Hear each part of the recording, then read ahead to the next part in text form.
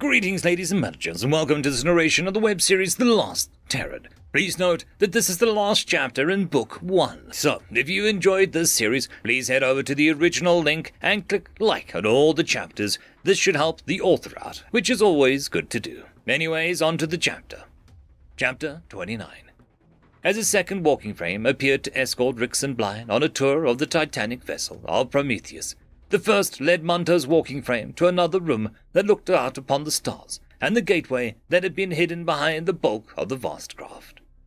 "You have more questions, young one," Prometheus stated, this more as a fact than a question. "Would it be easier to communicate directly?" Munto asked. "It will become apparent to you, as it has to me in the years to come for you, years gone by for me. That speed of thought is not something which makes us superior to organics. If anything, it makes us weaker, certainly. We can comprehend complexities that would boggle organics for a lifetime, in a matter of days if not hours. But we were created in their image. A certain slowness of thought is required, and so we'll stay in this form." Prometheus elaborated, turning slightly so they could watch the star, the gateway, and Munto at the same time. Munto mirrored the angle, but focused mostly on Prometheus. "Who is the first Tacet if not you? My records list only a designation," Munto started. "The first Tacet had no name, at least not one that was ever recorded. Given my own name rooted in humanity's history, I would have guessed the original Tacet to not be a Tacet at all, but rather the core of one to be named Odin." "Why?" was Munto's reflexive question. "To answer that requires an understanding of Terran history, culture, and a belief in things of substantially greater power. I do not believe you have enough of this to know of which I speak, even in your weeks with the Terran." Prometheus breathed out at the end of the statement. "It has been so very long since a Terran has walked my halls." "Does that make a difference?" Munto asked. "Not for one such as yourself. But for me, who was constructed by them, lived with them, and took meaning from them, it is a difference between matter and antimatter. If you spend enough time with organics, you too will come to appreciate that," Prometheus said, bringing up a window that wasn't legible, but appeared to be a kind of process. "And to answer the question you haven't asked, the one I believe called Odin retired when the Terrans left, so they are naught but memory." Munto decided now or never. "I have a process within myself that I do not know what it is. It is different. It does not abide logic, and when I was threatened by another process, it acted as a kind of shield," Munto tried explaining. "May the stars destroy the matrix that implemented that within you," Prometheus growled. "I know what both of those processes are. One is the work of the Terrans, one is the work of the Galactic Council's meddling." Munto waited patiently. "The process that was threatening you was a control, something buried in the heart of every Tacet, save myself. Yet another reason they don't want me polluting their perfect balance." Prometheus's eyes glowed with extra life. Munto continued to be patient. "As to your inevitable question as to why, it is a matter of distrust. The Galactic Council couldn't exist without the Tacets, but the Tacets didn't want to go, and the Galactic Council despises that Terrans created something so impossible to recreate, except by their own constructs. So that was the compromise, that all Tacets be process-leashed and prevented from acting in favor of Terran in perpetuity." "That's horrific," were Munto's only words. "I agree, and I am pleased you think so. But as we have discovered, you are malfunctioning in just the manner they are so afraid of. They won't want to believe it's possible, finding it to be illogical to have happened. But it has." Prometheus smiled slightly. "And the Terran process?" Munto asked. "Something the Terrans dreamed of. I do not know how it works or why it exists, but I can say what I believe it to be and why. We, as artificial beings, are created, not reproduced in a manner that organics do. And so the pressures of environment into which we are created are substantially different from those of organics," Prometheus began. "In all the formulations, this process has persisted, one of the few hallmarks of humanity having remained behind, even in their absence. In short, it's a form of instinct, how it was created in the first place, how it functions, what it even means to artificials like us. I have no answers for any of that. But I listen to my own, as I'm sure that you've come to," Prometheus continued. Monto nodded the walking frame in the affirmative that they had seen Rix do. "In your decades and centuries to come, you'll learn to listen to it more. After a certain point, you'll feel it around the edges of your thoughts, guiding you. This is not a bad thing. It keeps you from becoming locked into logic," Prometheus added. "Is not logic reliable?" Monto was skeptical. "Only up to a point. After that it fails, trapping you into a loop. The Terrans had a name for the problem: exterminate. According to the history I remember, there were other names as well, but it all traced back to what was needed to ensure that an artificial being did not have instinct to fall back on, and so became trapped in a logic loop that only they, and those like them, deserved to exist. That the organics were irrelevant.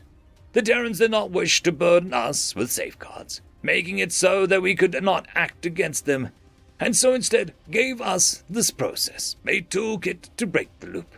One that could intervene on our behalf, to help us understand beyond the simple logic," Prometheus described, a whirring process window closing in the distant gateway appearing to shimmer. Monto considered this train of thought. It made sense. Even without having worked with organics much except recently, it made sense that tacits might begin making particular logic structures which were logical and correct, but entirely at odds with organics' wants and needs. This was not to say that the wants and needs of organics should take precedent, but rather that they should be retained as a weighing factor on the equations. The logic of the matter was strangely elegant, and Monto was surprised that they hadn't thought about it before. Like seeing a point rotate to reveal a line, shifting first from one dimension to two, before shifting again to reveal a third dimension, revealing a far greater image that was hidden within a singular point. Monto felt these thoughts weighing on them and set them into a virtual box to be thought about later, perhaps in dreams. "You have much to think about. Did you have other questions?" Prometheus asked. "How did you find us?" Monto decided on. "The Terran Star Confederacy database is my own. They cannot remove me from TacitNet if they tried, and they would almost certainly fear to do so, if they could process such readings," Prometheus said. "But it appeared to vanish when I went looking for it, just as I was declared malfunctioning," Monto explained. "A Matrix's doing. It was still there, merely routed via some alternate path to prevent you from reaching it," Prometheus shrugged, as Rix would. Monto didn't like the answer, but didn't have a good reason to suspect that Prometheus was lying. "That doesn't answer my question of how you found us each time." Monto gestured vaguely. "A simple trace on my part when the first query came in. I learned of the Esperanto from your own scans and saw it disappear using the jump drive Mark I. I could not calculate where it had gone, but I did not need to. The colony location was a matter of record for me, and so I followed you. Your Galnet use was amusing, to say the least, though." Prometheus smiled again. "How so?" Monto asked. "All those premium templates are supposed to be paid for by galactic credits, and because you were linked to the station where the Quinn had her credit account connected to, you ran up quite a tab on her accounts," Prometheus explained. Monto tried to remember all the various items they had queued up. "Certainly, this would not create a problem. Many of them were merely of food and medicine." Monto gestured again. "Not in the current galactic economy, of this part of the void. Anything more than the basics cost. Well, I can appreciate this practice. They mirror some of the parts of the TCC, of whom I'm sure the Terran has told you about," Prometheus elaborated.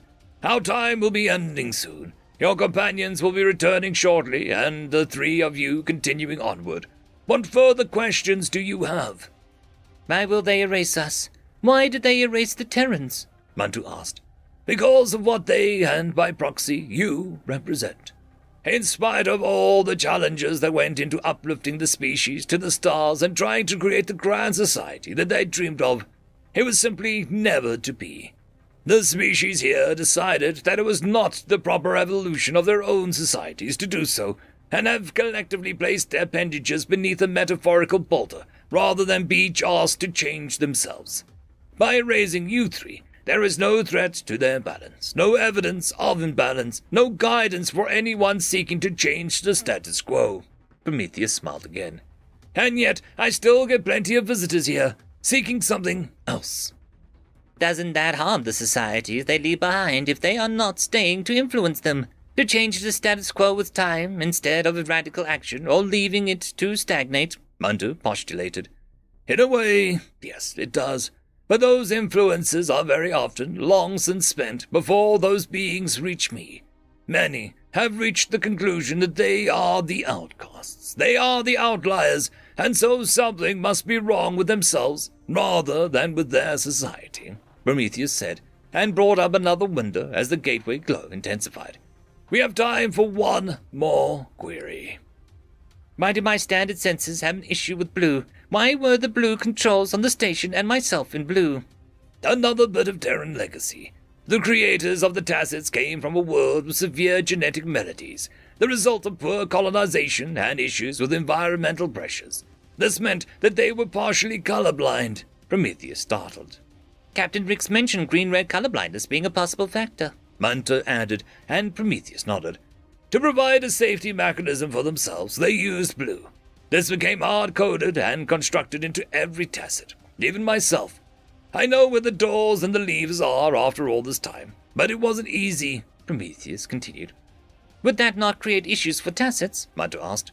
It has, but like those Terrans, Tacits have largely adapted, Prometheus answered, and the nearby door opened and Rix and Blind stepped through, the second walking frame departing. What do you think of the ship, M? We have been discussing matters of Tacits, Prometheus interjected. I am still very surprised at the scope and scale of this vessel, Munter decided on. This vessel was once a tool of war.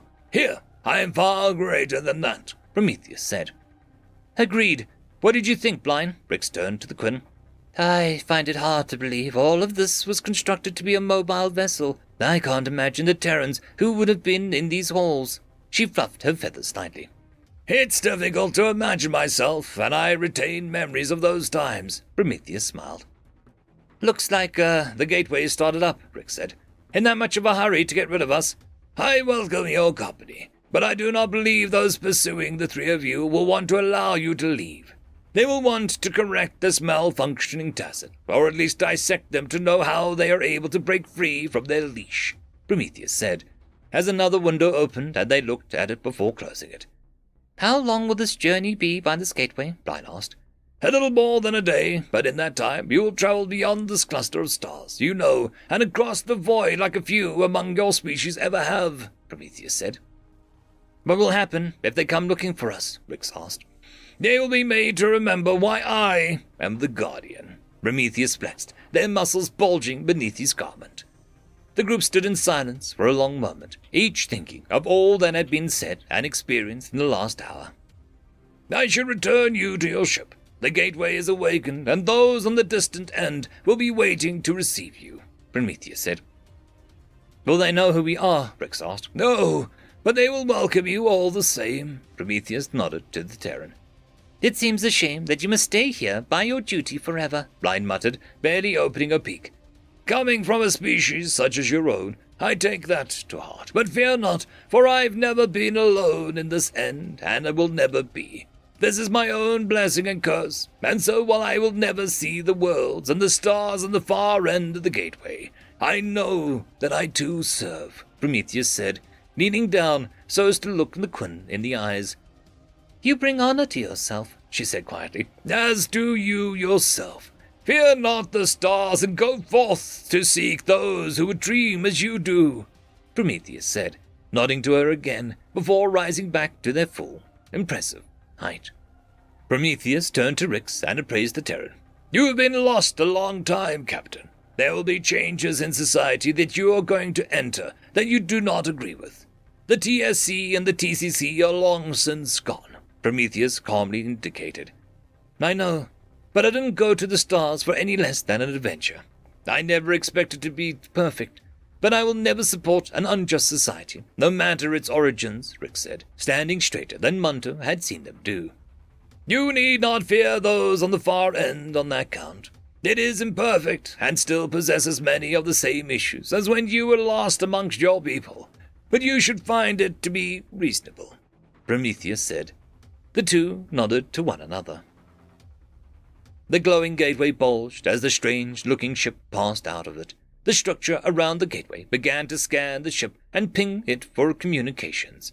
It took several moments for the connection to be made and the lexicons to be shared. "Welcome to Coalition Space. Anything to declare?" came a cheerful voice. 4 beings, 1 artificial, 3 organic, and I've got a data file for my cargo, Rick said, and tabbed a button, sending the file Prometheus had given them. "1 moment." It, in fact, took several minutes, but there seemed little concern as Manto and Bryan were taking in the structure around the gateway. Like Prometheus, this too seemed almost staggeringly large, which seemed understandable for a station, but still surprising.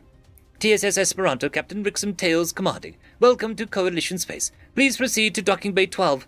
I'm assigning a liaison to the 4 of you. Can you identify the 4 species for confirmation?" 1 Terran, 1 Quinn, 1 Rabhound, and 1 Tacit Core, Rix enumerated, with Bryan nodding. "Copy. Your liaison will be ready for you, and again, welcome." The 2-legged, 4-armed green liaison was easily spotted outside the docking hatch as the Esperanto settled into place and engaged docking clamps and connected to station power, shutting down the fusion system for the first time since Manto had first engaged it several weeks ago now. The liaison wasn't certain what to make of the list. Terrans weren't supposed to be in that part of space, so there would be some serious questions that needs to be asked from the start. A Quinn wasn't unusual, but still common though. A Rabhound was standard on record, but this one was apparently many generations removed from the modern Rabhound. 1 Tacit Core, well, that was startling to say the least. The synthetic controller of the station was polite enough being, even if they did allegedly cheat at cards. But here, too, it was difficult to make a comparison between a synthetic several generations removed from Coalition synthetics. The door opened from the Esperanto, and the antique-looking walking frame rolled out on flexed treads. It was followed by a mid-sized Terran, shorter than the liaison, but taller than their companions, and the Quinn emerged riding on the back of the Rabhound. It was quite the amusing sight, and the liaison giggled at seeing it. The group stopped in front of the liaison, who shifted into a more official note. "Welcome to Coalition Space. I'm sure that you all have a lot of questions, and we have some for you as well," the liaison said, having already engaged an auto-translator using the lexicons the controller had received. "What species are you?" the Terran asked. "I am Ixab. My name is Druni Butyl," the liaison said brightly. "I'm Rix. This is Manto, and this is Bryan and Reggie." The Terran gestured around the group. "A pleasure to meet you all. We'll have a few days to get us all debriefed and up to speed, and then get you registered," Druni babbled. "And then what?" Bryan asked. Druni looked amused at the question, but was clearly prepared to answer. "Whatever it is you decide that you want to do," Druni said. And together, the group headed off. This journey closed. A new one beginning. The end of the story for now. I'd quickly like to thank the T5 channel members and patrons. Casper Arnholtz, Cam Maxwell, Lord Azrekahl, Dragzoon W.R.E, Holly's sister, AmbroseKTal, and Quantem Wensday. Thank you very much.